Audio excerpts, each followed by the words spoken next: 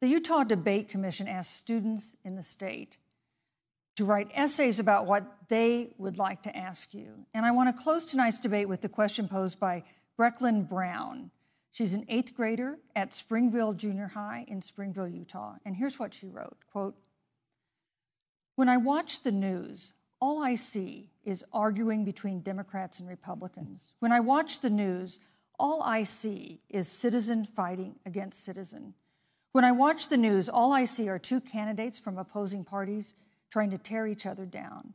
If our leaders can't get along, how are the citizens supposed to get along?" And then she added, "Your examples could make all the difference to bring us together," end quote. So to each of you in turn, I'd like you to take 1 minute and respond to Brecklin. Vice President Pence, you have 1 minute. Brecklin, it's a wonderful question. And let me just commend you for taking an interest in public life. I started following the news when I was very young. And in America, we believe in a free and open exchange of debate. And we celebrate that. And it's how we've created literally the freest and most prosperous nation in the history of the world.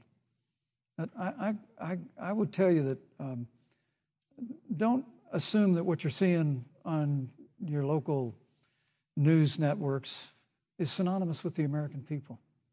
You know, I look at the relationship between Justice Ruth Bader Ginsburg, the late justice who we just lost from the Supreme Court, and the late Justice Antonin Scalia. They were on polar opposites on the Supreme Court of the United States, one very liberal, one very conservative. But what's been learned since her passing was the two of them and their families were the very closest of friends. I mean, here in America, we can disagree. We can debate vigorously, as Senator Harris and I have on this stage tonight.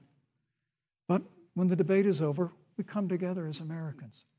And that's what people do in big cities and small towns all across this country. So I just want to encourage you, Brecklin. I want to tell you that we're going to work every day to have government as good as our people. And the American people each and every day love a good debate. We love a good argument.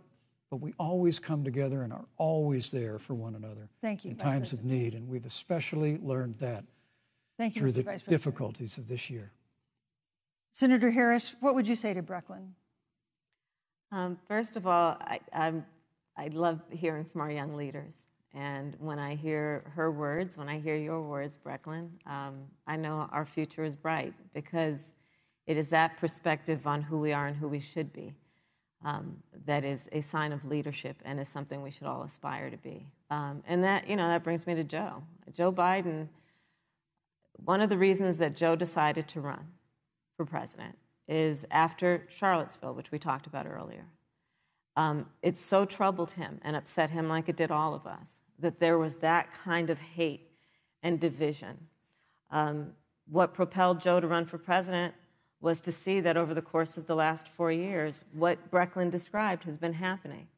Joe has a long-standing reputation of working across the aisle and working in a bipartisan way. And that's what he's going to do as president. Joe Biden has a history of lifting people up and fighting for their dignity. You have to know Joe's story to know that Joe has known pain, he has known suffering, and he has known love. And so, Brecklin, when you think about the future, I do believe the future is bright. And it will be because of your leadership, and it will be because we fight for each person's voice through their vote, and we get engaged in this election because you have the ability through your work and through, eventually, your vote Thank you, to Senator determine Harris. the future of our country and what its leadership looks like.